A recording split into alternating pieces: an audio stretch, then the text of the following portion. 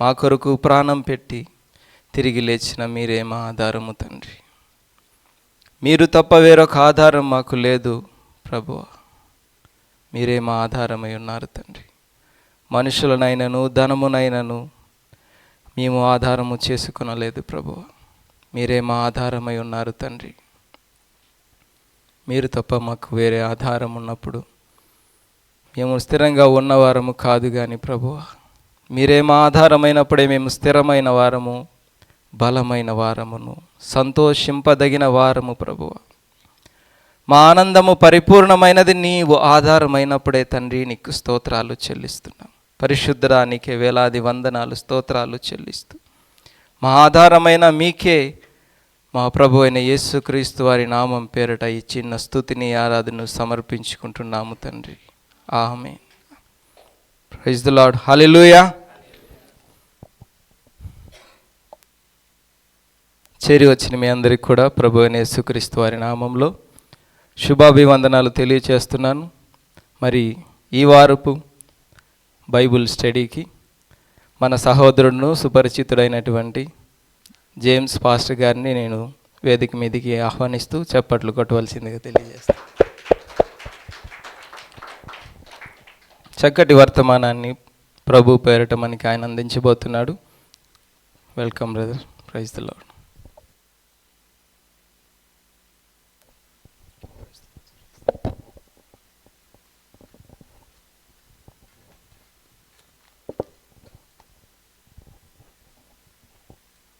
Praise the lord. Hallelujah, hallelujah, hallelujah. మన ప్రభువును రక్షకుడైనటువంటి యేసుక్రీస్తు వారి నామమున చేరి వచ్చిన సంఘం అంతటికి కూడా సాయంకాలపు యొక్క శుభములను తెలియజేస్తూ ఉన్నా. మనందరికీ ఇలాంటి చక్కటి సహవాసాన్ని, సమయాన్ని, సందర్భాన్ని కలుగజేసినటువంటి సర్వశక్తిగల దేవుడి నామానికి మహిమ, ఘనత, ప్రభావాలు ఆరోపిస్తూ ఉన్న దేవుని నామము మహిమపరచబడును గాక. ఆమేన్. మరి నేను మీ అందరికీ కూడా ఆల్రెడీ సుపరిచితున్నే, మీ అందరికీ తెలిసిన వాడనే, మీలో ఉన్నవాడనే, కాబట్టి నా గురించి పరిచయాలు అయితే అవసరం లేదు. దేవుడు మనకిచ్చినటువంటి సమయాన్ని ఆయనకు మహిమకరంగా, మన ఆత్మలకు ఆశీర్వాదకరంగా, శరీరానికి బలాన్ని పొందుకొనులాగున కొద్దిసేపు దేవుని సన్నిధిలో మనం గడుపుచు ముందుకు కొనసాగుదాం. వాక్యంలోనికి వెళ్ళడానికి ముందు తలలు వంచి కళ్ళు మూసినట్లయితే ఒక చిన్న ప్రార్థన చేసుకుందాం. సర్వోన్నతుడైన మా తండ్రి, శక్తి కలిగిన యేసయ్య, ఈ శ్రేష్టమైన సాయంకాల సమయమునందు మరొక్కసారి మీరు మాకు అనుగ్రహించిన చక్కటి సహవాసమును బట్టి, చక్కటి సమయాన్ని బట్టి మీకే వందనాలు, స్తోత్రాలు చెల్లిస్తూ ఉన్నాం. ఇంతవరకు పాటల ద్వారా మీ నామాన్ని మహిమపరచడానికి కృప చూపారు. స్తోత్రాలు నాయన. వాక్య దానంలోనికి వెలుస్తూ ఉంటుండగా తండ్రి, నాతో, మాతో, మా అందరితో మీరు మాట్లాడవలసిందిగా కోరుకుంటూ సమస్తాన్ని మీ దయగల హస్తాలకు అప్పగించుకుంటూ సర్వోన్నతుడైన యేసయ్య పరిశుద్ధమైన నామమున ప్రార్థిస్తున్నాను తండ్రి. ఆమేన్. ప్రత్యేకంగా ఈ సమయంలో మన సంఘ కాపరి గారైనటువంటి ప్రియ సహోదరులు, దైవ సేవకులు మరి శ్యామ్ బ్రదర్ గారికి నా ప్రత్యేకమైన ధన్యవాదాలు తెలియజేస్తున్నా.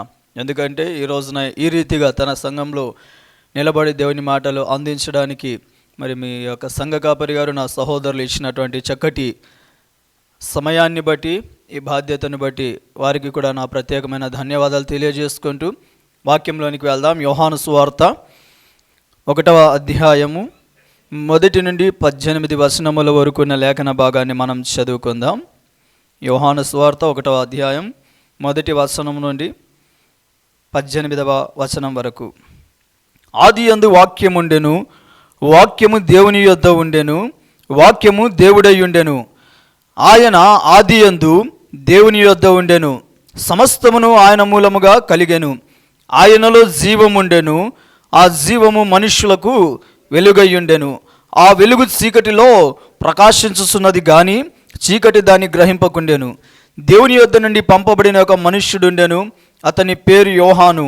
అతని మూలముగా అందరూ విశ్వసించున్నట్లు దేవుడు అతడు ఆ వెలుగును గూర్చి సాక్ష్యమిచ్చుటకు సాక్షిగా వచ్చెను. అతడు ఆ వెలుగై ఉండలేదు గాని ఆ వెలుగును గూర్చి సాక్ష్యమిచ్చుటకు అతడు వచ్చెను. నిజమైన వెలుగు ఉండెను, అది లోకంలోనికి వచ్చుచు ప్రతి మనుష్యుని వెలిగించుచున్నది. ఆయన లోకములో ఉండెను, లోకం ఆయన మూలముగా కలిగెను, కానీ లోకం ఆయనను తెలుసుకొనలేదు. ఆయన తన స్వకీయుల యొద్దకును వచ్చెను, ఆయన స్వకీయులు ఆయనను అంగీకరింపలేదు. తన్ను ఎందరు అంగీకరించురో వారికి అందరికీ, అనగా తన నామమందు విశ్వాసముంచు వారికి దేవుని పిల్లలగుటకు ఆయన అధికారము అనుగ్రహించెను. వారు దేవుని వలన పుట్టిన వారే గాని రక్తము వలనైనను శరీరేచ్ఛల వలనైనను మనుష్యేచ్ఛల వలనైనను పుట్టినవారు కారు. ఆ వాక్యము శరీరధారి అయి కృపాసత్య సంపూర్ణుడుగా మన మధ్య నివసించెను. తండ్రి వలన కలిగిన అద్వితీయ కుమారుని మహిమ వలె మనము ఆయన మహిమను కనుగొంటిమి. యోహాను ఆయనను గూర్చి సాక్ష్యమిచ్చుచు, నా వెనుక వచ్చువాడు నాకంటే ప్రముఖుడును గనుక ఆయన నాకంటే ముందటివాడాయననియు నేను చెప్పినవాడు ఈయనే అనియు ఎలుగెత్తి చెప్పెను. ఆయన పరిపూర్ణతలో నుండి మనమందరము కృప వెంబడి కృపను పొందితిమి. ధర్మశాస్త్రము మోషే ద్వారా అనుగ్రహింపబడెను, కృపయు సత్యమును యేసు క్రీస్తు ద్వారా కలిగెను. ఎవడును ఎప్పుడైనను దేవుని చూడలేదు, తండ్రి రొమ్మున నున్న అద్వితీయ కుమారుడే ఆయనను బయలుపరచెను. అదేవిధంగా ఆదికాండం 1వ అధ్యాయం ఒకసారి తీయండి. 1వ అధ్యాయం 1వ వచనాన్ని ఒకసారి చదువుకుందాం. ఆదియందు దేవుడు భూమి ఆకాశములను సృజించెను. భూమి నిరాకారముగాను శూన్యముగాను ఉండెను, చీకటి అగాధ జలములపైన కమ్మి ఉండెను, దేవుని ఆత్మ జలములపైన అల్లాడుచుండెను. ప్రియమైనటువంటి దేవుని సంగమా, చదవబడినటువంటి 2 లేఖన భాగాల్లో మొదటగా చదివిన యోహాను సువార్తలోని 1వ అధ్యాయం 18 వచనాలలో మరి చాలా విషయాలు అయితే ఉన్నాయి, కానీ నేను క్లుప్తంగా కేవలం మీ అందరికీ అర్థమయ్యే రీతిలో క్లుప్తంగా మాత్రమే కొన్ని ప్రత్యేకమైనటువంటి విషయాలను పంచుకోబోతూ ఉన్నాను. యోహాను సువార్త 1వ అధ్యాయంలో 1వ వచనంలో ఏమని చూస్తున్నామండి? ఆదియందు వాక్యం ఉండెను. చెప్పండి, ఆదియందు ఏముందంట? వాక్యం ఉండెను. ఆ వాక్యము ఎవరై ఉన్నారంట? ఎక్కడుందంట? దేవుని యొద్ద ఉండెను. ఇప్పుడు ఆ వాక్యం ఎవరై ఉన్నారు? దేవుడై ఉన్నాడు. డైరెక్ట్గా ఆదికాండంలో మనం చూసినట్లయితే ఆదియందు దేవుడు అనే మాటను మనం చూస్తూ ఉన్నాం. ఇన్ ద బిగినింగ్, ప్రారంభానికి ముందే దేవుడు ఉన్నాడు. చిన్న ఉదాహరణ, మనం 6 గంటలకు బైబిల్ స్టడీ ప్రారంభించుకుందాం అనుకుందాం. ముఖ్య అతిథిగా లేదా మరి వాక్యాన్ని అందించడానికి పిలువబడిన నేను 5 గంటలకే వచ్చి ఇక్కడ ఉన్నాను అనుకోండి. ఇక్కడ ఉన్నటువంటి వారు ఏమంటారు? ఇంకా ప్రారంభం కాకముందే పాస్టర్ గారు ముందుగా వచ్చేసారు అంటే, ఇప్పుడు ఇక్కడ జరగడానికి ముందే నేను ఏం చేశాను? ఉన్నాను ఇక్కడ. 6 గంటలకు ప్రారంభం అవ్వాల్సినటువంటి కార్యక్రమానికి ముందే ఎప్పుడున్నాను? గంట ముందే ఉన్నాను. సో భూమి కలగజేయబడక ముందు, ఆకాశము కలగజేయబడక ముందు, సృష్టి కలగజేయబడక ముందు, అసలు ఈ మరి సృష్టి అంతా కూడా శూన్యములో ఉన్నప్పుడు దేవుడు ఏమై ఉన్నాడంట? ప్రారంభంలోనే ఉన్నాడు. ఆమేన్. ఆదియందు ప్రారంభానికి ముందే దేవుడు ఉన్నాడు. ఆయనకు ఆది లేదు, అంతము లేదు. ఈయన ఎలా ఉన్నాడు? ఆల్ఫయు ఒమేగయు ఉన్నాడు. ఆయనే ప్రారంభము, ఆయనే ముగింపు. ఇప్పుడు ఆదియందు దేవుడు ఎలా ఉన్నాడు అంటే ప్రారంభమై ఉన్నాడు. ఆమేన్. సృష్టికి ప్రారంభమై ఉన్నాడు. ఆయన మూలముగా, ఆయన ద్వారా, ఆయన చేత, ఆయన నిర్మిస్తే మరి నిర్మాణంలోనికి వచ్చినటువంటిది ఈ సృష్టి.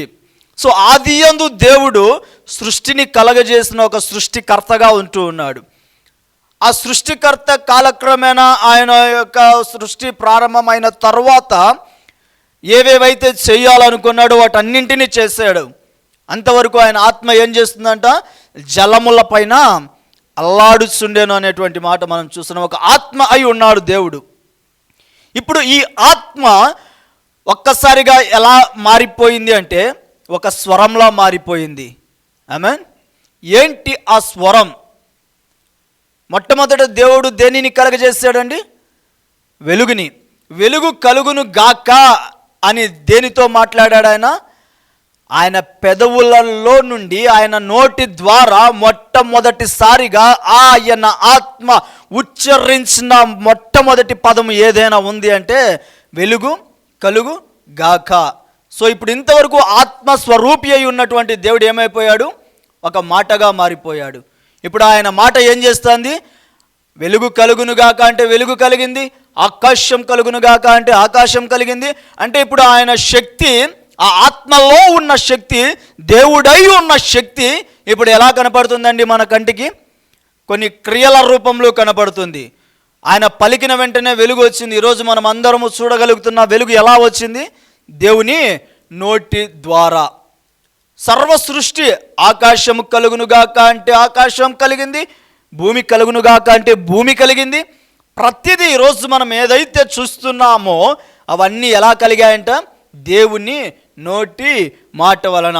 అందుకని యోహాను సువార్తలో మనం ఇందాక చదువుకున్నాం, కలిగి ఉన్నది ఏది ఆయన లేకుండా కలగలేదు. 3వ వచనంలో మనం చూస్తూ ఉన్నాం. కలిగి ఉన్నదన్నీ కూడా ఎలా కలిగాయండి? దేవుని ద్వారా కలిగాయి. ఆది యందు దేవుడు ప్రారంభమై ఉన్నాడు. ఇప్పుడు ఒక ట్రైన్కి ఇంజన్ ప్రారంభం ఎలానో ఈ సృష్టి అంతటికి కూడా తండ్రి అయిన దేవుడు ప్రారంభంలో అలా ఉన్నాడు. ఆయన ద్వారానే పదే పదే చెబుతూ ఉన్నాను. కలిగి ఉన్నది ఏదైనా సరే ఆయన ద్వారా మాత్రమే కలిగి ఉన్నది. ఆయన లేకుండా ఏది కలగలేదు. ఆది యందు దేవుడు భూమిని ఆకాశాన్ని కలుగజేశాడు. ఇప్పుడు అదే దేవుని గురించి యోహాను సువార్తలో ఏం చూస్తున్నాము? ఆది యందు వాక్యం ఉండెను, వాక్యము దేవుని యొద్ద ఉండెను. ఇప్పుడు ఆ వాక్యం ఎక్కడుందంట? దేవుడై ఉన్నాడంట. ఆమేన్. మా అర్థమవుతుందా? మీరు నన్ను చూడండి, పక్కలను వదిలిపెట్టి. ఇటు గొంతు చించుకుంటుంటే నన్ను వదిలిపెట్టి పక్కలతో మీరు అటు ఇటు చూస్తా అంటే నేను ఆ పక్క వచ్చి చూడాల్సి వస్తుంది. ఏం జరుగుతుందబ్బా అక్కడ అని. వదిలిపెట్టండి. పిల్లల్ని హ్యాపీగా పనుకొనివ్వండి, లేదా సెల్ ఫోన్ ఇచ్చి వాళ్ళని హ్యాపీగా ఆడుకొనివ్వండి. డిస్టర్బ్ చేయొద్దండి, మీరు డిస్టర్బ్ కాకండి. ఆమేన్. సో ఇప్పుడు ఆది యందున్న దేవుడు ఎలా ఉన్నాడు? ఆయనకు ఏదైనా ఒక రూపం ఉంది అంటే ఇప్పుడు ఆ రూపం ఏంటండి? దేవుని వాక్యమే. ఆమేన్, ఆమేన్. ఇప్పుడు ఆది యందు ఆత్మస్వరూపి అయి ఉన్న దేవుడు ఇప్పుడు ఏమైపోయాడు? వాక్యము రూపంలో మన ముందున్నాడు. మనం చూడగలిగినది ఏదైనా ఉంది అంటే దేవుని యొక్క నిర్మాణాన్ని, దేవుని ఉద్దేశాన్ని, దేవుని మనసులోని భావాలను, దేవుడు ఏమై ఉన్నాడు అని దానిని మనం ఎలా చూడగలము? ఈ దినాన వాక్యము ద్వారా చూడగలుగుతూ ఉన్నాం. వాక్యము అనగానే దేవుడై ఉన్నాడు. దేవుడు ఎలా ఉన్నాడు అంటే ఏమని చెప్పాలి? వాక్య రూపంలో ఉన్నాడు. ఆమేన్. ఇప్పుడు దేవుడు ఒకానొక సందర్భంలో నిరాకారమైన సృష్టిలో, భూమి నిరాకారంగా ఉన్నప్పుడు, శూన్యములో అల్లాడుచున్నప్పుడు, దేవుని ఆత్మ జలములపైన అల్లాడుచున్నప్పుడు ఆయన ఏం చేశాడు? ఆ ఆత్మ ద్వారా సృష్టిని కలుగజేశాడు. ఈయనే తండ్రి అయిన దేవుడు. ఈయనకు పెట్టబడిన మరొక పేరేంటో తెలుసా? సృష్టికర్త. ఆమేన్. సృష్టికర్త ఆయన. He is the creator. సమస్తాన్ని కలుగజేసిన ఒక గొప్ప దేవుడు మన దేవుడు. సో సర్వ సృష్టిని కలుగజేసిన దేవుడు మానవుని కూడా కలుగజేశాడు. మానవుని తన పోలిక చొప్పున, తన స్వరూపమందు మనిషిని తయారు చేశాడు. ఈరోజు మనం అందరూ ఎవరి పోలికలో ఉన్నాము అంటే ఏమని చెప్పాలి? దేవుని పోలికలో ఉన్నాం. ఇప్పుడు పిల్లలు ఎవరైనా పుట్టారనుకోండి, పుట్టిన వెంటనే వచ్చిన వాళ్ళంతా ఏమంటారు? ఈ పాప అంతా వాళ్ళ నాన్న పోలిక, ఈ బాబు అంతా వాళ్ళ అమ్మ పోలిక అని అంటే ఇంకోరు అంటారు, కాదు కాదు వాళ్ళ అమ్మమ్మ పోలిక అని అంటే కాదు వాళ్ళ తాతయ్య పోలిక. పుట్టిన పిల్లోడికి ఎన్ని పోలికలో పెద్ద అయిన తర్వాత తెలుస్తుంది ఏ పోలికలోకి వెళ్తాడు, ఎవరి పోలికలో ఉంటాడో పెద్ద అయిన తర్వాత తెలుస్తుంది. కానీ ఇప్పుడు ఏమని డిసైడ్ చేస్తాము? నా పోలిక, మరి అమ్మ వచ్చి నా పోలిక అంటే నాన్న వచ్చి అంటాడు కాదు నా పోలిక. ఇవన్నీ ఎందుకు చెబుతున్నానంటే ఇప్పుడు ఈ వ్యక్తి, తండ్రి అనే వ్యక్తి ఎవరైతే ఉన్నాడో ఇప్పుడు ఈ వ్యక్తిని ఎక్కడ ప్రజెంట్ చేసుకుంటున్నాడు? చిన్న పిల్లవాడి దగ్గర. తన కొడుకు కావచ్చు, కూతురు కావచ్చు. ఇప్పుడు కూతురులో ఏమంటున్నాడు? నన్ను నేను చూసుకున్నా అంటే ఇప్పుడు అద్దం ముందు మనం నిలబడితే ఎలా చూసుకుంటామో పిల్లల దగ్గర కూడా పోలికలను అలా పోలుస్తూ ఉంటాం. ఈరోజు మనమందరము ఎవరి పోలిక అంటే దేవుని పోలికలో నిర్మింపబడిన ఒక నిర్మాణం అండి. ఆమేన్. మన రంగులు మారొచ్చు, ఆకారాలు మారొచ్చు, కానీ మన పోలికలన్నీ కూడా దేవుని యొక్క స్వరూపములో తయారు చేయబడిన పోలికలై ఉన్నాయి. కాబట్టి దేవుని ప్రియ సంఘమా, ఆదియందు దేవుడు ఉన్నాడు, ఇప్పుడు ఆ దేవుడు వాక్యమై ఉన్నాడు. ఈ వాక్యము దేవుడు ఇప్పుడు ఏమైపోయాడంట? కృపాసత్య సంపూర్ణునిగా శరీరధారి అయి మన మధ్యలో నివసించవచ్చును. ఎవరు వచ్చారండి ఇప్పుడు? యేసుక్రీస్తుల వారి గురించి మాట్లాడుతున్న మాట చూద్దాం రండి. యోహాను సువార్తలో ఇందాక మనం చదువుకున్నటువంటి మాటలు ఇవన్నీ కూడాను. 14వ వచనం, ఆ వాక్యము శరీరధారి అయి కృపాసత్య సంపూర్ణుడుగా మన మధ్య నివసించవచ్చును. తండ్రి వలన కలిగిన అద్వితీయ కుమారుని మహిమ వలె మనం ఆయన మహిమను కనుగొంటిమి. సో ఇప్పుడు ఆదియందు ఉన్నటువంటి దేవుడు, భూమి ఆకాశమును కలుగజేసిన దేవుడు, మరి యేసు ప్రభుల వారు వచ్చేంత వరకు ఇంకా మీకు అర్థమయ్యేలా చెప్పాలంటే ఆదికాండము 1వ అధ్యాయం నుండి మలాకీ గ్రంథం ముగింపు వాక్యము వరకు కూడా దేవుడు ఏమై ఉన్నాడు? ఇప్పుడు వాక్యమై ఉన్నాడు. ఆమేన్. మా అందరూ ఇక్కడే ఉన్నారో అర్థమవుతుందా? దేవుడు ఎప్పుడు ఎవరికి ప్రత్యక్షం అవ్వలేదు. ఒక సందర్భంలో మోషేకి ప్రత్యక్షమయ్యాడు. కొంతమంది ప్రవక్తలను మాత్రమే చూడగలుగుతున్నాం దేవుని యొక్క ప్రత్యక్షతను చూసిన వారిలో. ఈవెన్ మోషే కూడా దేవుణ్ణి ముఖాముఖిగా చూడలేకపోయాడు. సో మరి దేవుని యొక్క తేజస్సు, దేవుని యొక్క ఔన్నత్యం అంతే గొప్పది. మరి అప్పటి వరకు ప్రజలు, మరి ప్రవక్తలు కావచ్చు లేదా ప్రజలు కావచ్చు, మరి ఎవరైనా సరే దేవుని ఎలా చూడగలుగుతున్నారు అంటే కేవలము ఒక శబ్దము ద్వారా మాత్రమే చూడగలుగుతున్నారు. ఆమేన్. అర్థమవుతుందా? దేవుడు ప్రవక్తలతో మాట్లాడేవాడు. అప్పట్లో ఏది చేయాలన్నా దేవుడు స్పష్టంగా మాట్లాడేవాడు. మరి సమూయేలు మొదటి గ్రంథంలో చూసినట్లయితే అప్పటి వరకు దేవుని మాటలు ప్రత్యక్షం అవ్వడం అరుదంట. కానీ అలాంటి టైంలో దేవుడు ఎవరితో మాట్లాడుతున్నాడు? బాలుడైన సమూయేలుతో. ఏమంటున్నాడు? సమూయేలు సమూయేలు సమూయేలు అని ముమ్మారు పిలవడాన్ని మనం చూస్తూ ఉన్నాం. మోషేతో కూడా మోషే మోషే అని పిలవడాన్ని మనం చూస్తున్నాం. ఇలా అనేక సందర్భాలలో ప్రవక్తలతో దేవుడు మాట్లాడాడు. సో ఇప్పుడు ఆ దేవుడు ఎలా ప్రజల్లోకి వెళ్తున్నాడంటే వాక్య రూపములో, వాక్యానుసారంగా. ఈ వాక్యం అంటే మరి ఏంటో కాదండి, దేవుని నోటి నుండి వచ్చిన మాటలే. ఆమేన్, ఆమేన్. అంతకీ డౌట్ ఉంటే రండి చూద్దాం అది ఎక్కడుందో.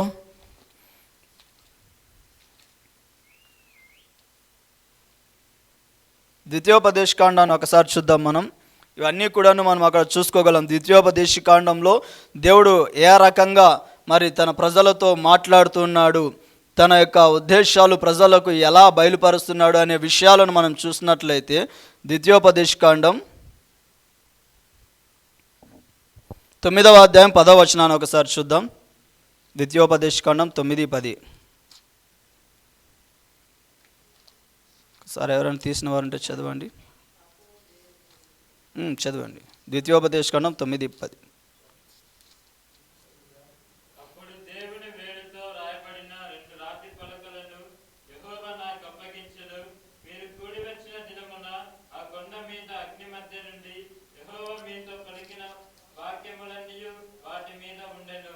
చాలమ్మా.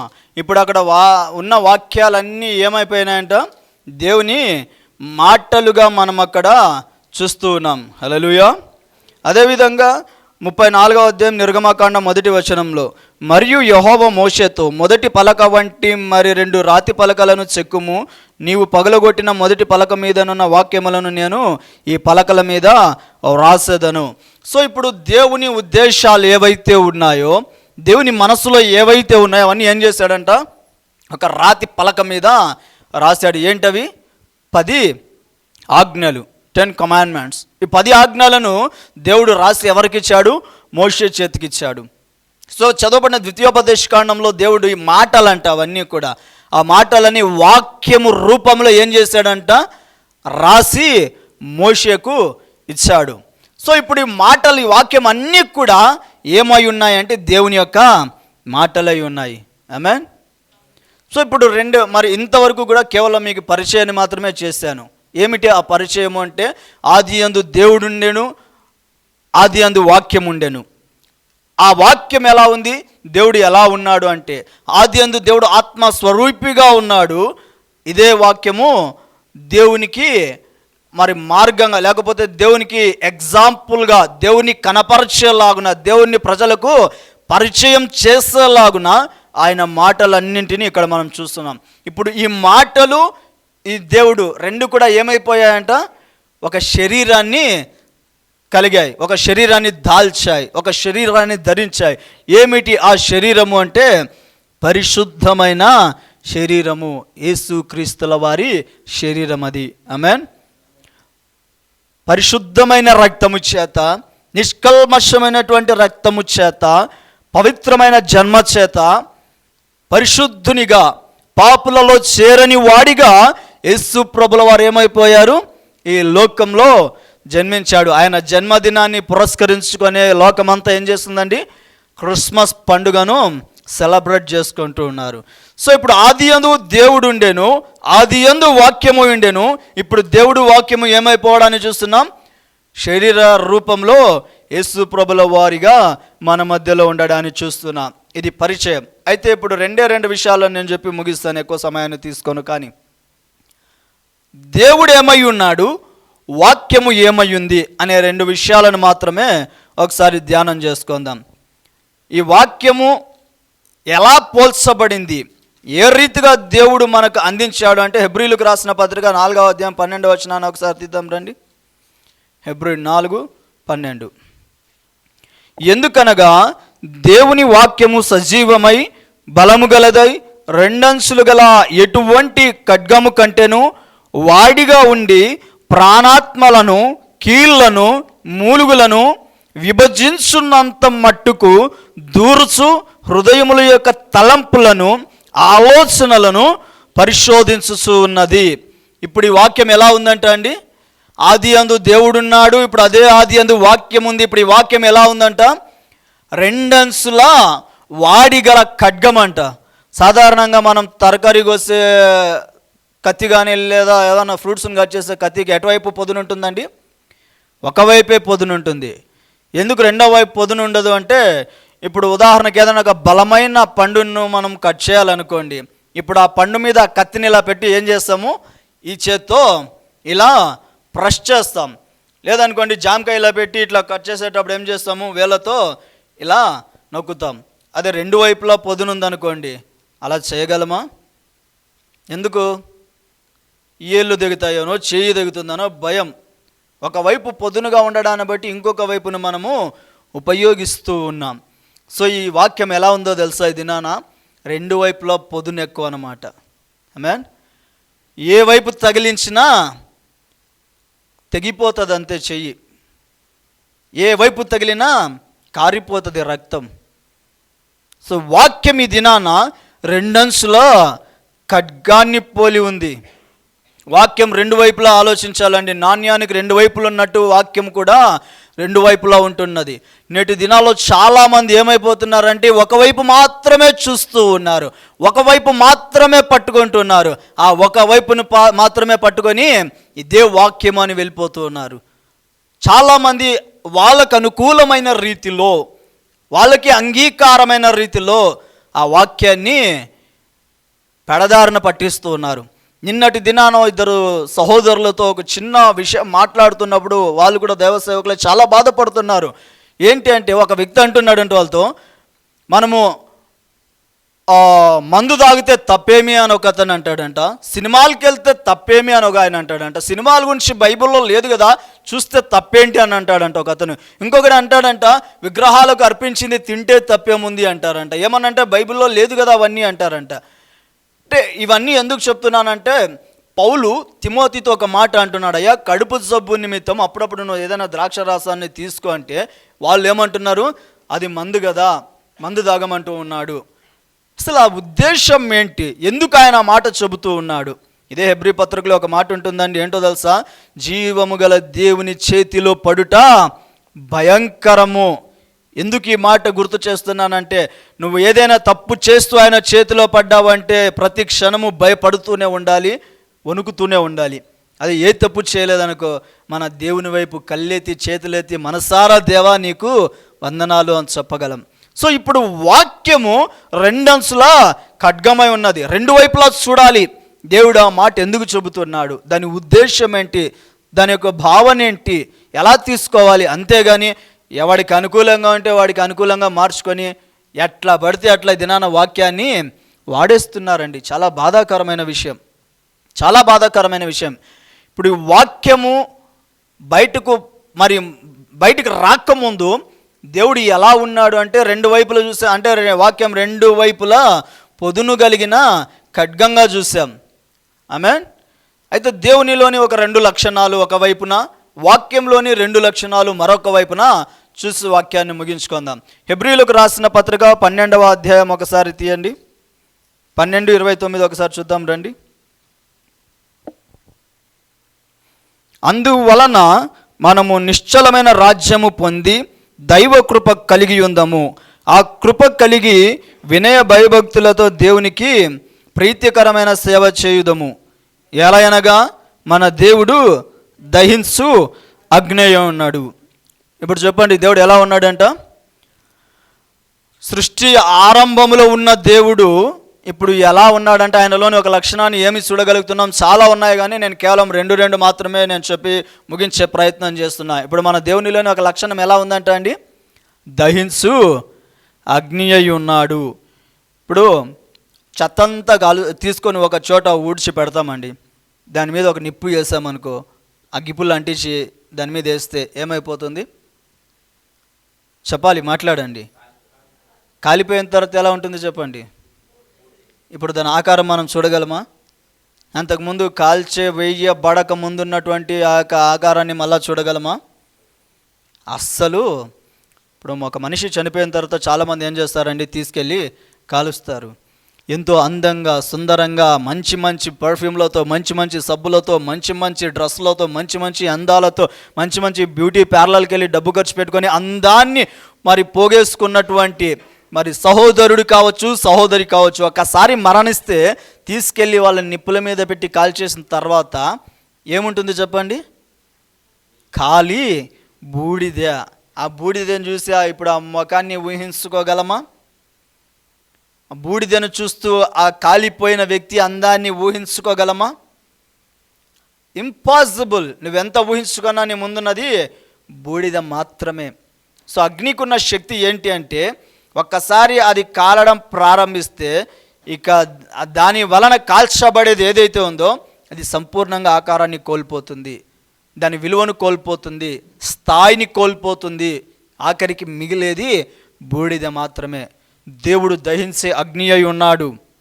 ఆయన సేవ విషయంలో, పరిచర్య విషయంలో, ఆయన పనుల విషయంలో, ప్రాముఖ్యంగా వాక్యము విషయంలో ఎలా పడితే అలా ఇష్టానుసారంగా ప్రవర్తిస్తూ నాకు తెలిసినదే జ్ఞానం, నా జ్ఞానమే వాక్యం అంటూ గనక ముందుకు వెళ్తే ఏదో ఒకరోజు దేవుడు ఏం చేస్తాడంట? దహించి వేస్తాడు. ఎందుకంటే ఆయన దహించు అగ్ని అయి ఉన్నాడు. సామాన్యంగా కాల్చడండి ఆయన. ఇప్పుడు అగ్ని స్వభావం ఏంటి? ఒక మనిషి చనిపోయిన తర్వాత కాలుస్తామా, లేకపోతే బతుకున్నప్పుడే కాలుస్తామా? అది మనిషిని బతుకున్నప్పుడు కాల్చినా కాల్చి పడేస్తుంది, శవానికి కాల్చినా కాల్చి పడేస్తుంది. దానికి ఏమీ తెలియదు, వాడు బతుకున్నాడు సచ్చినాడు. అగ్నికి అలాంటివి ఏమీ తెలియదు. దాని పనే కాల్చివేయడం. కాల్చివేయడం మాత్రమే దానికి తెలిసిన పని. దాని స్వభావం అలాంటిది, దాని నైజం అది. సో ప్రియమైన దేవుని బిడ్డలారా, దేవుడు కూడా ఎవరి ఎడల ప్రేమ చూపాలి, ఎవరి ఎడల కృప చూపాలి, ఎవరిని ఆదరించాలి, ఎవరిని బలపరచాలి, ఎవరిని ఖండించాలి అని చూస్తూ ఉన్న దేవుడై ఉన్నాడు. ఆయన దృష్టికి మరుగై ఉన్నది ఏది కూడా లేదు. ఈ దినాన ప్రతి ఒక్కరూ కూడా వాక్యాన్ని ఎలా పడితే అలా వాడేస్తున్నారండి. నిజమైన సేవ చేసే సేవకులకు ఏమాత్రము విలువ లేకుండా పోతుంది నేటి దినాన సమాజంలో. చాలా బాధాకరమైన విషయం ఇది. సో ఇక్కడ వాక్యమై ఉన్న దేవునిలోని మొదటి లక్షణం ఏమై ఉంది అంటే అగ్ని. ఈ అగ్ని ఏం చేస్తుందో తెలుసా? ఎప్పుడైతే నువ్వు ఆయన సన్నిధిలో మోకరిస్తావో, ఎప్పుడైతే ఆయన సన్నిధికి వస్తావో, నీలో ఉన్న పాపాన్ని ఆయన కాల్చివేసే దేవుడై ఉన్నాడు. ఆమేన్. ఒక్కసారి ఆయన నీలో పాపాన్ని కాల్చి వేసాడు అనుకో, ఇప్పుడు ఏం కనిపిస్తుంది చెప్పండి? కాల్చి వేసిన తర్వాత ఏం కనిపిస్తుందండి? ఏం మిగులుతుందండి? అంతే, చెప్పండి, ఎందుకు అంత సైలెంట్గా ఉన్నారు? బూడిద మిగులుతుంది. ఇప్పుడు నీ పాపం అంతా ఏమైపోయింది? బూడిద అయిపోయింది. ఆ బూడిదని తీసుకోపోయి ఇంట్లో పెట్టుకుంటామా? బయటపడేస్తాం. నీలో పాపాన్ని ఆయన కాల్చివేసే దేవుడై ఉన్నాడు. నువ్వు తప్పు చేసినప్పుడు నిన్ను శిక్షించడం మాత్రమే కాదు, ఆయన దగ్గరకు వచ్చినప్పుడు నీ పాపాలన్నిటినీ క్షమించే విషయంలో కూడా ఆయన ప్రేమ చూపే దేవుడై ఉన్నాడు. సో నీలోని పాపాలనైనా కాల్చివేసేవాడై ఉన్నాడు. నీలోని అతిక్రమాలనైనా కాల్చివేసేవాడై ఉన్నాడు. నీలోని లోపాలనైనా కాల్చివేసేవాడై ఉన్నాడు. ఆమేన్. సో రెండవదిగా చూసుకుందాం రండి, కొరింథీయులకు రాసినటువంటి మొదటి పత్రిక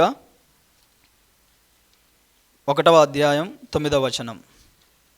త్వరగా చదివి ముగిస్తున్నాను నేను. 1:9. మన ప్రభువైన యేసుక్రీస్తు అను తన కుమారుని సహవాసమునకు మిమ్మల్ని పిలిచిన దేవుడు నమ్మదగిన వాడు. ఇప్పుడు చెప్పండి, దేవుడు ఎలా ఉన్నాడంట? నమ్మదగిన వాడై ఉన్నాడు. ఆయన చాలా నమ్మకమైన వాడు. ఈరోజు ఏ కష్టాలు నిన్ను వెంటాడుతున్నాయి, ఏ కష్టాలు నిన్ను బాధిస్తూ ఉన్నాయి, ఏ శోధనలు నిన్ను వెంటాడుతున్నాయి, ఎలాంటి బలహీనతలు నిన్ను దినాన బాధిస్తూ ఉన్నాయి, అవి ఏవైనా సరే వాటినన్నింటి నుండి నిన్ను బయటకు నడిపించగల నమ్మకమైన దేవుడు, ఆదియందు ఉన్న దేవుడు. ఆమేన్. హల్లెలూయా. దేవుని నామానికి మహిమ కలుగును గాక. ఆయన దహించు అగ్ని అయి ఉన్నాడు. నీలోని తప్పులను కాల్చివేస్తూ ఉన్నాడు. ఆయనకు వ్యతిరేకంగా ఉంటే నిన్ను కూడా ఆయన పనిష్మెంట్ చేయడానికి ఏమాత్రము ఆలోచించడు. అదేంటి సార్ అంత మాట అనే స్త్రీ? ఒకవేళ మీకు ఏమన్నా డౌట్ వస్తుందేమో, అమ్మ ఇది నేను చెప్తున్న మాట కాదమ్మా, వాక్యం చెప్తున్న మాటే. సొదొమ గొమొర్రాని దేవుడు ఏం చేశాడమ్మా? సొదొమ గొమొర్రాని ఏం చేశాడు దేవుడు? అగ్ని గంధకాలను ఎక్కడి నుండి కురిపించాడంట? ఆకాశములో నుండి వచ్చి అక్కడ ఇప్పటికీ సైంటిస్టులకు అంతు చిక్కని మెరాకిల్ అక్కడ జరిగింది తెలుసా? ఇప్పటికీ అక్కడ సైంటిస్టులు ఏమేమో ప్రయోగాలు చేస్తున్నారంట, కానీ పంట అన్నది ఆ భూమి మీద పండట్లేదంట. పంట పండడానికి వీల్లేనంత రీతిగా ఆ సొదొమ గొమొర్రా భూమండలాన్ని దేవుడు కాల్చివేశాడు. ఒక్కసారి ఆయన నిప్పు పడితే ఇంక దేనికి పనికిరాదండి. ఇందాకటి నుండి చెప్తున్న అగ్ని అగ్ని అని, దానికి బెస్ట్ ఎగ్జాంపుల్ సొదొమ గొమొర్రా. నేటికి పోయి చూడిపోండి. ఆ రోజు పడినటువంటి అగ్ని గంధకములు ఎక్కడైతే పడ్డాయో, అది పడినప్పుడు పడిన గుంటలు, ఆ యొక్క ముద్రలు ఇప్పటికీ ఉన్నాయి ఆ ప్రాంతంలో. నీలోని పాపాన్ని కాల్చివేసే దేవుడే ఉన్నాడు. ఆయనకు వ్యతిరేకంగా ఉంటే ఆ అగ్ని చేత నిన్ను పనిష్మెంట్ చేసేవాడే ఉన్నాడు. ఇంకోటి తెలుసా? ఆ అగ్నిలో నుండి దేవుడు మనలను మాట్లాడేవాడై ఉన్నాడు, మనలను బలపరిచేవాడై ఉన్నాడు. ఒక చిన్న ఉదాహరణ, ఈ అగ్ని ద్వారా ఎవరితో మాట్లాడాడో తెలుసా? మోషేతో. అగ్ని మండుచుందంట, పొద కాలిపోతుందంట. ఆడ అగ్ని మండుచుంది, కానీ చూస్తే పొద మాత్రము, ఒక పొదల్లో నుండి మంట వస్తుంది, కానీ పొద కాలిపోవట్లేదు. ఆ పొదలో నుండి దేవుడు ఏమంటున్నాడు? మోషే మోషే అని పిలిచాడు. సో దేవుడు ప్రత్యక్షమయ్యాడు అగ్నిలో. మరొక విషయాన్ని చూసుకున్నట్లయితే, ఒకానొక సందర్భంలో ఏలియాకు కొంతమంది మరి ఇతర దేవుళ్ళను పూజించే మరి వారికి చిన్న డిబేట్ జరుగుతుంది. ఒక చిన్న పందెం అనుకోవచ్చు, లేకపోతే దాన్ని కొంతమంది ప్రవక్తలు, బయలు ప్రవక్తలు, నీ దేవుడు గొప్పోడు నా దేవుడు గొప్పోడు, వాక్యాలు తీయడానికి సమయం లేదు కాబట్టి క్లుప్తంగా ముగించుకొని వెళ్తున్నా. ఎవరు గొప్ప అని చెప్పనేటువంటి కాంపిటీషన్. ఆ కాంపిటీషన్లో ఏంటో తెలుసా? ఒక జంతువుని బలిచ్చి ఒక బలిపీఠము మీద పెడతారు. ఎవరి దేవుడైతే గొప్పవాడో, ఎవరి దేవుడైతే నిజమైన వాడో, ఎవరి దేవుడైతే యథార్థవంతుడో, ఇప్పుడు వాళ్ళ దేవుడు వచ్చి ఆ యొక్క దహన బలిని జరిగించాలి అనేటువంటి ఒక పందెం. అక్కడ అనేక మంది రక్తాలు చీల్చుకుంటున్నారు, దేవుళ్ళను పిలుస్తున్నారు, అరుస్తున్నారు, కేకలేస్తున్నారు, రక్తార్పణ చేస్తున్నారు, ఏమేమో చేస్తున్నారు, కానీ ఏ మాత్రము చలనము లేదు. అక్కడికి ఏలియా వచ్చి ఏమంటాడో తెలుసా? ఏమయ్యా, ఎవరు రాలేదా మీ వాళ్ళు? నిద్రపోతున్నారేమో, వెళ్ళి తట్టండి, మార్గం మధ్యలో ఉన్నారేమో, తీసుకురాపోండి అని అంటూ ఆఖరికి ఏం చేశాడు తెలుసా? ఆకాశము వైపు కన్నులెత్తి ప్రార్థన చేశానంటే ఆకాశంలో నుండి ఏమొచ్చిందండి? అగ్ని వచ్చింది. దానికి ముందు ఏం చేశాడు తెలుసా? అయ్యా, ఈ బలిపీఠాన్ని అంతటినీ కూడా బాగా నీళ్లతో నింపండి అన్నాడు, నీళ్ళు తెచ్చిపోయండి అన్నాడు. ఇప్పుడు తడిగా ఉన్న కట్టెలు బాగా మండుతాయమ్మా? మండవు కదా. ఆయన నానిపోయేలా చేస్తున్నాడు ఆ కట్టెలన్నింటినీ కూడా, దహన బలి మీద ఉన్నటువంటి యొక్క కట్టెలను నీళ్ళు తెచ్చిపోసారు. ఆయన ప్రార్థన చేసిన వెంటనే అగ్ని ఆకాశంలో నుండి దిగినప్పుడు ఏమైపోయింది? తడిచిపోయినటువంటి కట్టెలతో సహితం బలికి సిద్ధపరిచినటువంటి జంతువు బలి అయిపోవడాన్ని చూస్తున్నాం. అక్కడ దేవుడు ఘనపరిచాడు తన పిల్లల్ని అగ్ని ద్వారా. ఆమేన్. అగ్ని దహించు అగ్ని అంటే కేవలం నిన్ను శిక్షించడం మాత్రమే కాదు, నీతో మాట్లాడే విషయంలో, నేను బలపరిచే విషయంలో, నీ పాపములు కాల్చివేసే విషయంలో, నీ అతిక్రమాలను కాల్చివేసే విషయంలో, నీ పక్షాన సాతానుని ఓడించడానికి ఆయన అగ్ని రూపంలో ఎప్పుడైనా సరే కార్యాలు జరిగించడానికైనా సిద్ధంగా ఉన్నాడు. అది ఎలా జరుగుతుందో తెలుసా? దేవుని ఆత్మచేత మనము నింపబడినప్పుడు, ఆయన ఆత్మకు అంగీకారంగా జీవిస్తున్నప్పుడు, ఆయన ఆత్మకు మనం లోబడినప్పుడు మన హృదయము మండుచూ ఉంటుందండి. యేసు ప్రభుల వారు మరణించి తిరిగి లేచిన తర్వాత ఎమ్మాయి అనే దారిలో ఇద్దరు నడుచుకొని వెళ్తూ ఉంటే ఆ ఇద్దరితో కూడా యేసు ప్రభుల వారు కూడా నడుస్తున్నారు. అయ్యా, ఎవరి గురించి మీరు మాట్లాడుతున్నది అంటే, నీకు ఈ విషయం తెలియదా? ఎక్కడి నుండి వచ్చావు? నీకు ఇంత జరిగిన విషయం తెలియదా? నజరేయుడైన యేసును సిలువ మీద వేసి మరి చంపివేశారనేటువంటి విషయం వాళ్ళిద్దరూ మాట్లాడుతున్నారు. ఆయన వారితో పాటు వాళ్ళ ఇంటికి వెళ్ళాడు. వాళ్ళతో భోంచేస్తున్నప్పుడు అంట వాళ్ళ హృదయాలు ఏమయ్యాయో తెలుసా? తెరవబడ్డాయి. అప్పుడు వాళ్ళు అంటూ ఉన్నారు, మనతో ఈయన మాట్లాడుతున్నప్పుడు మనలో హృదయము మండుచుండలేదా? ఆయన మాట్లాడుతున్నప్పుడే వారి హృదయాల్లో మంట పుట్టిందండి. దేవుని వాక్యం వింటున్నప్పుడు మంట పుట్టింది వాళ్ళ హృదయాల్లో. చాలామందికి కడుపులో మంట పుడుతుంది. ఎప్పుడో తెలుసా? చెప్పండి మీరే. కడుపులో ఎప్పుడు మంట పుడుతుందండి? ఓ వెరీ గుడ్. ఇది నిజమైన వాస్తవమైన మాట. ఇది గ్యాస్ట్రిక్ వల్ల కడుపులో మంట కొందరికే పుడుతుంది, కానీ అందరికీ పుట్టే మంట ఏంటి? పక్కోడు వాడు బాగా పడకూడదు, పొర్రపాటున పరిగెత్తి లేదా పొర్రపాటున వాహనంలో స్పీడ్గా పోయి దబ్బని పడ్డాడు అనుకో, అప్పుడు కూడా మంటే ఏడికి. ఎందుకో తెలుసా? వాడు పడ్డాడని కాదు, వాడు తోలుతున్న బండిని చూసి వారిని నాకు ఇలాంటి బండి లేదే. పక్కోడు బాగు పడకూడదు, వాడు ఎలాగా పడకూడదు. మంట ఎక్కడ పుడుతుందండి? కడుపులో మంట పుడుతుంది. ఈరోజు మనకు పుట్టాల్సింది ఈ మంట కాదు, పరిశుద్ధాత్మ అగ్ని అనే మంట మన హృదయాలలో మండుచూ ఉండాలి. ఎప్పుడైతే ఆ మంట నీలో ఉంటుందో, ఎప్పుడైతే దేవుని మాట ప్రకటిస్తావో, ఎప్పుడైతే ప్రజల కొరకు ప్రార్థిస్తావో, ఎప్పుడైతే దేవుని సన్నిధిలో మోకరిస్తావో, నీ ద్వారా దేవుడు అనేక కార్యాలు జరిగిస్తాడు. ఆమేన్. సో ఇవి రెండు కూడా దేవుని యొక్క లక్షణాలుగా మనం చూస్తూ ఉన్నాం. దేవుడు దహించే అగ్నిగా ఉంటూ ఉన్నాడు, నమ్మకమైన వాడుగా ఉన్నాడు. మనము నమ్మదగని వారము కాకపోయినప్పటికీ ఆయన నమ్మకమైన వాడుగా ఉన్నాడు. ఎలాంటి సందర్భాల్లో నమ్మకమైన వాడు? కష్టాల్లో నమ్మదగిన వాడు, శ్రమలలో నమ్మదగిన వాడు. ఇందాక పాట పాడారు, చక్కటి పాట. నిన్ను నమ్మినచో సిగ్గుపడనీయవు, నన్ను నెమ్మదితో నీవెంచెదవు, ఆపత్కాలమున నమ్ముకొనదగిన, ఆపత్కాలమున నమ్ముకొనదగిన యేసు నీవే ఆధారము, యేసు నీవే నా ప్రాణము. దేవుడు మన కష్టాలలో నమ్మదగిన వాడండి. కానీ మనం ఏం చేస్తున్నాము? నమ్మదగిన దేవుని వదిలిపెట్టి ఎక్కడెక్కడికో పారిపోతుంటాం, ఎవరెవరి దగ్గరకో పారిపోతూ ఉంటాం. ఎందుకు? అవమానాలు తెచ్చుకోవడానికి. ఎవరిని నమ్ముతున్నావు ఇది నాన్న? ఎవరిని నమ్ముతున్నావు? అందుకని కీర్తనల గ్రంథంలో 118వ కీర్తనలో 18వ వచనంలో, మనుషులను నమ్ముకున్నట కంటే యెహోవాను ఆశ్రయించుట మేలు, రాజులను నమ్ముకున్నట కంటే యెహోవాను నమ్ముకున్నట మేలు అనే మాటలు మనం చూస్తున్నాం. ఆయన నమ్మదగిన దేవుడు అండి. ఆపదల్లో ఆయన నమ్మదగినవాడు, కష్టాలలో ఆయన నమ్మదగినవాడు. సో మూడవదిగా చూసుకుందాం, మలాకీ గ్రంథంలో 3వ అధ్యాయంలో ఒక మాటను చూస్తాం, 2వ వచనంలో. అయితే ఆయన వచ్చు దినమున ఎవరు సహింపగలరు? ఆయన అగుపడగా ఎవరు ఓర్వగలరు? ఆయన కంసాలి అగ్ని వంటి వాడు, చాకలి వాని సబ్బు వంటి వాడు. సో ఇక్కడ దేవునిలో 3వ లక్షణాన్ని చూస్తున్నాం. మొదటి లక్షణం ఏంటండి? దహించే అగ్ని అయి ఉన్నాడు. 2వ లక్షణం ఏంటి? నమ్మకమైన వాడు. ఈ రెండిటికి ఫుల్ ఆపోజిట్ ఉంది కదా. ఈ రెండు ఒకదానికొకటి సెట్ అవ్వవు. ఆయనేమో అక్కడ అగ్నిగా చూస్తున్నాం, ఇక్కడ ఎలా చూస్తున్నాము? ఒక నమ్మకమైన వాడిగా చూస్తున్నాం. దేవుడు ఎప్పుడు ఒకే రీతిగా ఉంటాడండి. మన ప్రవర్తనను బట్టి ఆయన లక్షణాలు మారుతూ ఉంటాయి అంతే. ఆమేన్. నిన్న నేడు నిరంతరమైన ఒకే రీతిగా ఉండే దేవుడు. భూమికి పునాది వేయకముందు ఆకాశమా కలుగుగాక, వెలుగు కలుగుగాక అని పలకక ముందు ఎలాగున్నాడో ఇప్పటికీ అలాగే ఉన్నాడు ఆయన. సో ఇప్పుడు మూడవదిగా ఎలాంటి లక్షణాన్ని ఆయనలో చూడగలుగుతున్నాం మనము? చాకలివాడి సబ్బును చూస్తూ ఉన్నాం. సబ్బు దేనికి వాడతారండి? సబ్బు ఈ మధ్య యాడ్స్ కూడా చాలా వస్తుంటాయి. మామూలుగా నేనైతే చూడండిలేండి, వింటూ ఉంటాను అనమాట. ఏం చేస్తుందంట అది?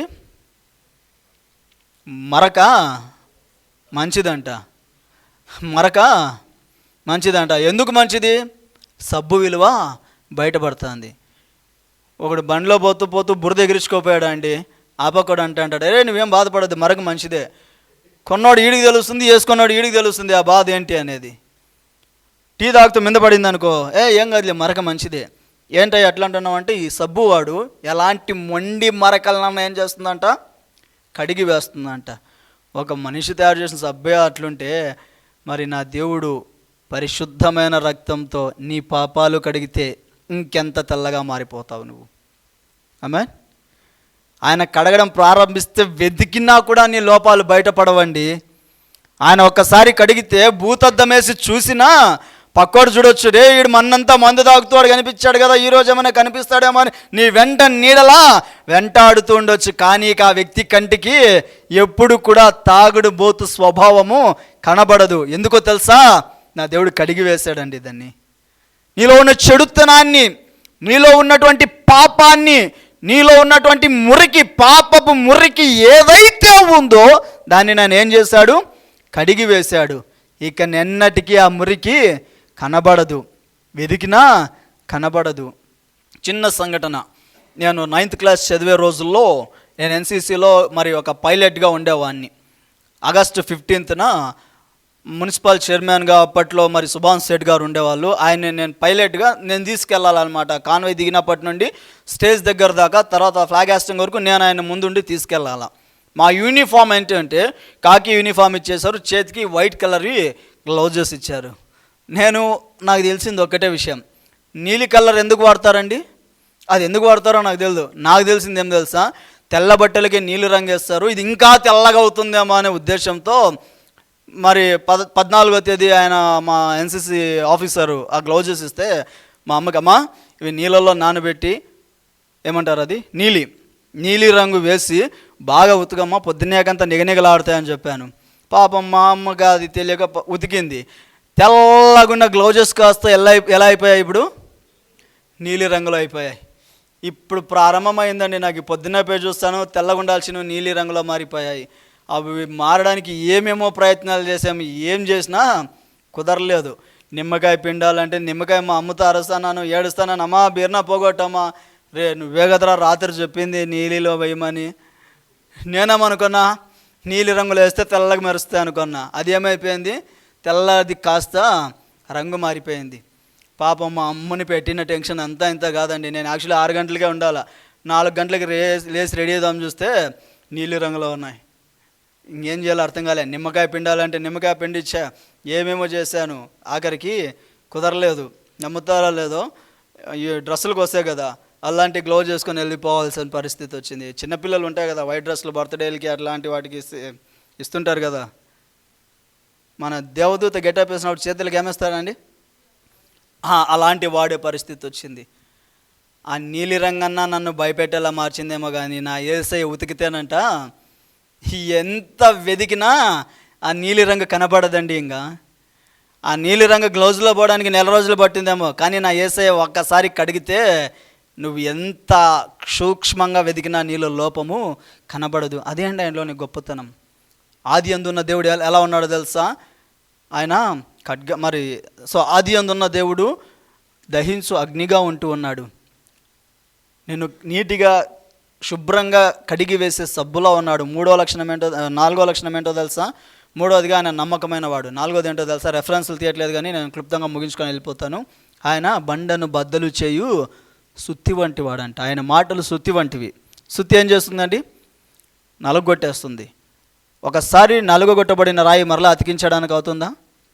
కుదరదు. ఒక్కసారి ఆయన వాక్యం అనే సుత్తి కిందగా నువ్వు నలగా గొట్టబడితే నీ జీవితమే మారిపోతుందండి. ఆమేన్. ఎలాంటి కష్టాల్లో ఉన్నావు ఈ దినాన, ఎలాంటి పరిస్థితుల్లో ఉన్నావు ఈ దినాన, నీ పరిస్థితులన్నీ మారిపోవాలంటే ఆయన వాక్యం అనే సుత్తి కింద నలుగొట్టబడాలి. ఆమేన్. ప్రశ్నించే నా ప్రాణమా, ప్రతి ప్రశ్నకు జవాబు యేసేసుమా. కలత చెందనేలా కృంగిపోవుటేలా, కలత చెందనేలా కృంగిపోవుటేలా, నా దేవుని చేతి అందు, నా దేవుని కృప యందు నిరీక్షణ ఉంచుమా అని వస్తుంది. ఆయన చేతి కింద నలుగగొట్టబడాలి. ఆయన ఉద్దేశం ఏంటో తెలుసా? నలిపి పరిమళింప చేయడం ఆయన యొక్క ప్రత్యేకత. ఆమేన్. నలుగగొడుతున్నాడంటే నీ జీవితాన్ని పరిమళింపజేయబోతూ ఉన్నాడు ఆయన. ఆమేన్. ఒక సుత్తి ఒక రాయి మీద ఉలితో పని ప్రారంభిస్తే ఏ రకంగా దాని ఆకారం మారిపోతుందో, వాక్యం అనే సుత్తి చేత నీ జీవితాన్ని నలుగొట్టుకుంటే అనేకులకు పరిమళ వాసనగా మారిపోతావు. ఆమేన్. ఆయనకు అవకాశం ఇవ్వాలండి, అంతే. ఆయనకి ఇవ్వాలంతే. నేను ఎలా కావాలో అలా మార్చేస్తాడు ఆయన. నువ్వెంత తాగుడుబోతువైనా, ఎంత వ్యభిచారివైనా, ఎంత మోసగాడివైనా, ఎన్ని అబద్ధాలు చెప్పేవాడివైనా, ఎంత పాపముతో నిండిపోయినా సరే ఒక్కసారి ఆయన చేతికి అవకాశం ఇస్తే ఆయన నిన్ను మార్చివేస్తాడు, నీ జీవితాన్ని మార్చివేస్తాడు. ఆది యందున్నటువంటి దేవుడు ఇప్పుడు ఎలా ఉన్నాడు? వాక్యమై ఉన్నాడు. ఇప్పుడు ఆ వాక్యం ఏమై ఉందో తెలుసా? సుత్తిలా ఉంది. నీ జీవితాన్ని నలుగొట్టి పరిమళింపజేసే సుత్తిగా ఉంటూ ఉన్నది. ఒక చాకలి వాడి సబ్బులా ఉంటూ ఉన్నది. కంసాలి వాడి దగ్గర అగ్నిలా ఉంటూ ఉన్నది. ఆయన ఆ నమ్మకత్వాన్ని వాక్యంలో చూపిస్తూ ఉన్నాడు. ఆమేన్. సో ఇవి దేవుని లక్షణాలు. ఆఖరిగా వాక్యం అనేటువంటి ఒకే ఒక లక్షణాన్ని నేను చెప్పి ముగిస్తాను. వాక్యం గురించి మాత్రమే నేను ఇంతవరకు మరి దేవుని యొక్క లక్షణాన్ని మాత్రమే చెప్పా. వాక్యం లక్షణం కూడా చాలా ఉన్నాయి, కానీ అయితే ఒకే ఒక్క మాటతో నేను చెప్పి ముగిస్తాను. కీర్తనల గ్రంథం 119వ కీర్తన 11వ వచనాన్ని ఒకసారి చూద్దాం రండి. 119 11.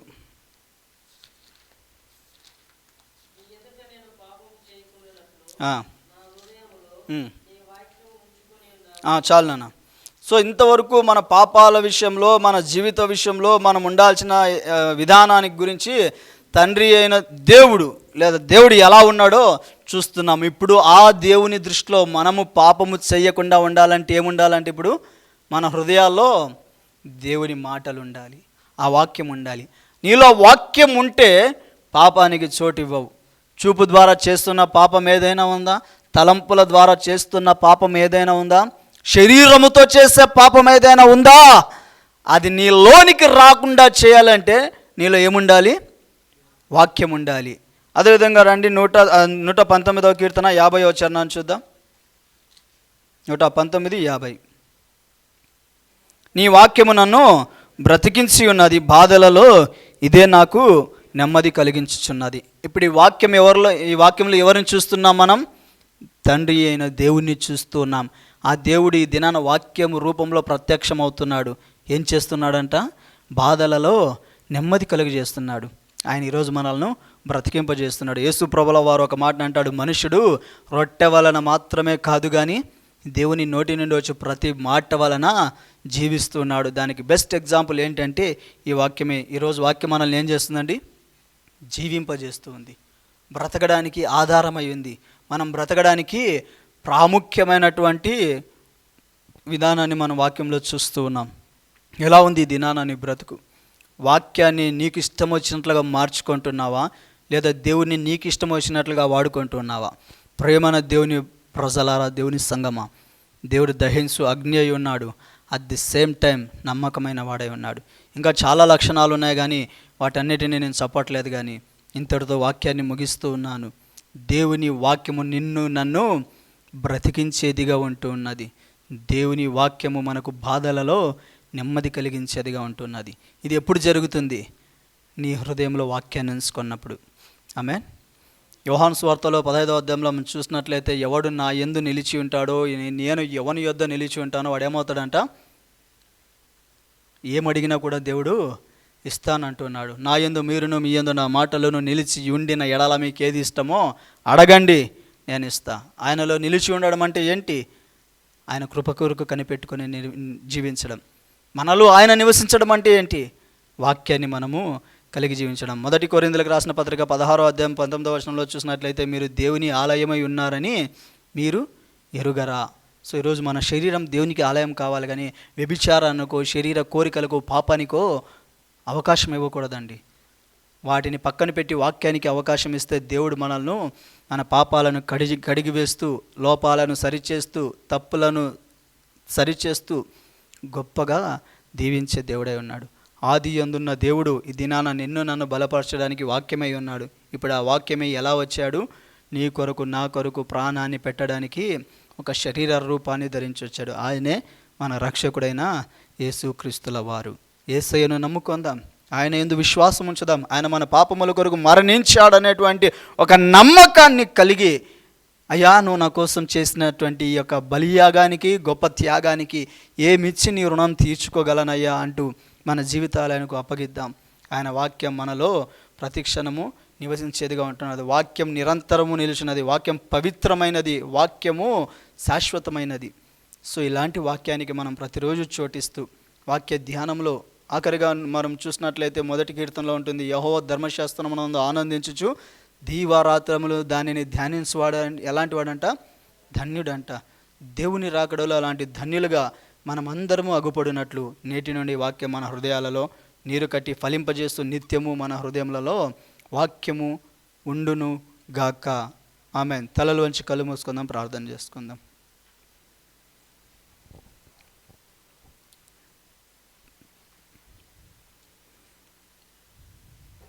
ఒక్కసారి జ్ఞాపకం చేసుకుందాం. తప్పులు చేస్తూ పాపాలు చేస్తూ దేవుడు లేదు ఎవరు చూడట్లేదులే అని నీ ఇష్టానుసారంగా నువ్వు జీవిస్తూ ఉన్నావా? ఆయన దృష్టికి మరుగైనది ఏది లేదు. కోపము చేత సొదొమ గొమొర్రాను కాల్చివేసినట్టు ఆయన ఉగ్రతకు గురై నీ జీవితాన్ని నాశనం చేసుకుంటావా? లేదా మోషే ఏలియాలను దేవుడు గొప్పగా ఆశీర్వదించినట్టుగా అదే అగ్ని చేత నీ జీవితాన్ని మార్చుకుంటావా? ఈరోజు నీ పాపాలు ఒప్పుకుంటే ఆయన నీ పాపాలను కాల్చివేసేవాడై ఉన్నాడు. నీ తప్పులు సరిచేసేవాడై ఉన్నాడు. నీ లోపాలు సరిచేసేవాడై ఉన్నాడు. లేదు ఇంకా ఇష్టానుసారంగా విచ్చలవిడిగా ఎలా పడితే అలా జీవిస్తూ, ఎలా పడితే అలా బ్రతుకుతా, నా బ్రతుకు నా ఇష్టం, నేను ఇష్టం వచ్చినట్లు జీవిస్తా అంటూ కొనసాగితే మాత్రం ఏదో ఒకరోజు సొదొమ గొమొర్రాకు వచ్చిన పరిస్థితే మనకు కూడా రాబోతుంది. ప్రియులారా, ఒకసారి జ్ఞాపకం చేసుకుందాం. ఏంటి నీలో ఉన్న లోపం? ఏ లోపం చేత దేవుని బాధిస్తున్నావు? పాపం నిన్ను వెంటాడుతుందా? ఇంకా నేను విడిచిపోవట్లేదా? పాపాన్ని నువ్వు వదులుకోలేకపోతున్నావా? ఒక్కసారి ఆయన చేతులకు అప్పగించి, దేవా నాలో పాపాన్ని తుడిచివేయి, కాల్చివేయని. ఆయన నేను ఈ దినాన బాగు చేసే దేవుడై ఉన్నాడు. ఎస్, ఏ మంచి లేదయ్యా నన్ను ప్రేమించుటకు, ఏ మెచ్చిని రుణం తీర్చనయ్యా, ఏమి లేని దరిద్రుడను, నిరుపేదను నేను, ఏమి ఇవ్వలేనయ్యా, నిన్నే స్తుతించెదనయ్యా, నీ పరిచర్యను చేసేదనయ్యా. ఏ మంచి లేదయ్యా నన్ను ప్రేమించుటకు, ఏమిచ్చి రుణం తీర్చనయ్యా, ఏమి లేని దరిద్రుడను, నిరుపేదను నేను, ఏమి ఇవ్వలేనయ్యా, నిన్నే స్తుతించెదనయ్యా, నీ పరిచర్య చేసేదనయ్యా. ఎస్ లార్డ్, దేవా మాలోని పాపాలను ఒకసారి కడిగి వేయండి అయ్యా. ఆ పాపాలు కడిగి వేయడానికై, మా పాపాలు సరిచేయడానికై, మా లోపాలను సరిచేయడానికై ఇదిగో వాక్యం అనేటువంటి ఆ రూపానికి, శరీరం అనేటువంటి ఆకారాన్ని ధరించి కృపాసత్య సంపూర్ణుడిగా మా మధ్యలో నివసించడానికి మీ కుమారుని పంపించి నా కొరకై, మా కొరకై కలువరి సిలువ మీద నలుగగొట్టబడి ఒక సుత్తి ఎలా నలుగగొడుతుందో ఆ రకంగా నా యేసు సుత్తి చేత నలుగగొట్టబడడాన్ని మేము చూస్తున్నామయ్యా. ఆ పరిశుద్ధ రక్తం అయా కారడాన్ని మేము చూస్తూ ఉన్నామయ్యా. ఇదిగో తండ్రి, మరి చాకలి వాడి సబ్బు ఏ రకంగా మరి ఒక వస్త్రాన్ని తెల్లగా చేస్తుందో మా బ్రతుకులు తెల్లగా చేయడానికి ఆ పరిశుద్ధమైన రక్తాన్ని కార్చిన సంఘటనను మేము చూస్తూ ఉన్నామయ్యా. ఇదిగో మేము చేసిన పాపాలన్నిటికీ బదులుగా మీ అగ్ని ఉగ్రతను నా యేసయ్య మీద మీరు ఉంచారు తండ్రి. మీకే వందనాలు చెల్లిస్తున్నాం. ఇంకా మాలో ఏదైనా లోపాలు ఉన్నట్లయితే, ఇంకా మాలో మీకు అంగీకారం కానివి ఏవైనా ఉన్నట్లయితే, ఇంకా మిమ్మల్ని బాధించే స్థితులు మాలో ఉన్నట్లయితే దయచేసి మన్నించి క్షమించి ఈ దినాన మాలోని అతిక్రమాలను కాల్చివేయమని, అవిధేయతను నలుగుగొట్టమని, పాపాలను తుడిచివేయమని, ఇక మీదట వాక్యానికి చోటిస్తూ వాక్యమై ఉన్న దేవునికి లోబడి వాక్యమై మమ్మలను నడిపిస్తున్న దేవుని కృపకు పాత్రులమై ముందుకు కొనసాగే భాగ్యం మాకు దయచేయమని, సంఘాన్ని, సంఘ కాపరి గారిని, వారి కుటుంబాన్ని దీవించమని ప్రార్థిస్తున్నాను. చేరవచ్చిన సంఘాన్ని ఆశీర్వదించండి. ఎవరెవరు ఎలాంటి పరిస్థితుల గుండా వచ్చారో వారి పరిస్థితులన్నింటినీ కూడా మీరు మార్చివేయమని అడుగుతున్నానయ్యా. వారి స్థితిగతులను మార్చండి. బాధలో ఉన్న వారికి నెమ్మదిని దయచేయండి. ఇదిగో ఇక మీదట మీ వాక్యం ద్వారా జీవించే భాగ్యం బిడ్డలకు దయచేయండి. మీ ప్రియదాసుడు, నా ప్రియ సహోదరుడు, మరి సంఘ కాపరి గారు, శ్యామ్ బ్రదర్ గారు దూరదేశాలకు వెళ్ళి ఉండగా మీరే తోడుండి కృప చూపించమని, తిరుగు మా మధ్యకు వచ్చేంతవరకు మీ సన్నిధి కాంతిని మీ దాసునికి తోడించమని, ప్రతి బలహీనత నుండి విడుదల కలగజేయమని అడుగుతున్నాను. మరి వారి తల్లిగారిని కూడా దీవించి తల్లిగారికి మంచి ఆరోగ్యం దయచేయవలసిందిగా ప్రార్థిస్తూ, మా ప్రభా కుటుంబాన్ని, మరి సతీమణి గారిని, పిల్లల్ని మీ కృపలో దీవించి ఆశీర్వదించమని, సంఘ బిడ్డలందరినీ మీ దగ్గర హస్తాలుగా అప్పగించుకుంటూ రాత్రికాల దీవెనలు చేతింపమని, నాకు ఇచ్చిన సమయం కొరకే వందనాలు చెల్లిస్తూ సర్వశక్తి గల నజరేయుడైన యేసయ్య పరిశుద్ధ నామంలో ప్రార్థిస్తున్నాము తండ్రి. ఆమేన్. Praise the lord. అందరికీ దాని ఆశీర్వాదము. సరే, చివరి ప్రార్థన ఆశీర్వాదం. మరి ఆశీర్వాదాన్ని తీసుకుందాం. పరలోక ప్రార్థన ఆశీర్వాదం. పరలోకమందున్న మా తండ్రి, మీ నామము పరిశుద్ధపరచబడునుగాక, మీ రాజ్యము మాకు వచ్చునుగాక, మీ చిత్తము పరలోకమందు నెరవేర్చుండినట్లు భూమి అందును నెరవేరునుగాక. మాకు కావలసిన అనుదిన ఆహారము నేడు మాకు దయచేయము. మా రుణస్థులను మేము క్షమించిన ప్రకారము మా రుణములను క్షమించుము. మమ్మను శోధనలోనికి తేక కీడి నుండి తప్పించుము. ఎందుకంటే రాజ్యము, బలము, మహిమ నిరంతరము నీవై ఉన్నవి తండ్రి. ఆమెన్. తండ్రి, కుమార, పరిశుద్ధాత్మ త్రియేక దేవుని దీవెనలు సదాకాలము ఆయనను ప్రేమించే వారికి, ఆయన కృపలో ఎదుగుతున్న తన పిల్లలకు, ప్రార్థనలో ఏకీభవిస్తున్న ప్రతి ఒక్కరికి క్షేమమును, సంతోషమును, ఆరోగ్యమును, ఆనందమును కలుగజేసి నడిపించునుగాక. ఆమెన్. ప్రైజ్ ది లార్డ్ అండి. అందరికీ వందనం. మన సహోదరుడు